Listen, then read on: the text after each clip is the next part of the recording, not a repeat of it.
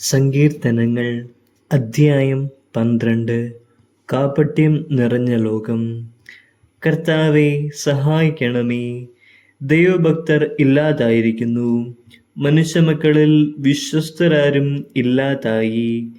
ഓരോരുത്തനും അയൽക്കാരനോട് അസത്യം പറയുന്നു. അവരുടെ അധരങ്ങളിൽ മുഖസ്തുതിയും ഹൃദയത്തിൽ കാപട്യവുമാണ്.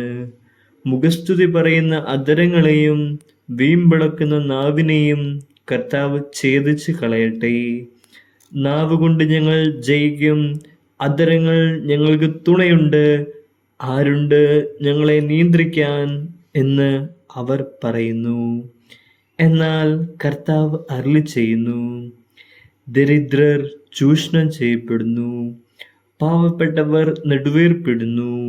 അതിനാൽ അവർ ആശിക്കുന്ന അഭയം ഞാൻ അവർക്ക് നൽകും. കർത്താവിൻ്റെ വാഗ്ദാനങ്ങൾ നിർമ്മലമാണ്, ഉലകിൽ 7 ആവൃത്തി ശുദ്ധി ചെയ്തെടുത്ത വെള്ളിയാണ്. കർത്താവേ, ഞങ്ങളെ കാത്തുകൊള്ളണമേ. ഈ തലമുറയിൽ നിന്ന് ഞങ്ങളെ കാത്തുകൊള്ളണമേ. ദുഷ്ടർ എങ്ങും പരതി നടക്കുന്നു, മനുഷ്യപുത്രരുടെ ഇടയിൽ നീചത്വം ആദരിക്കപ്പെടുന്നു.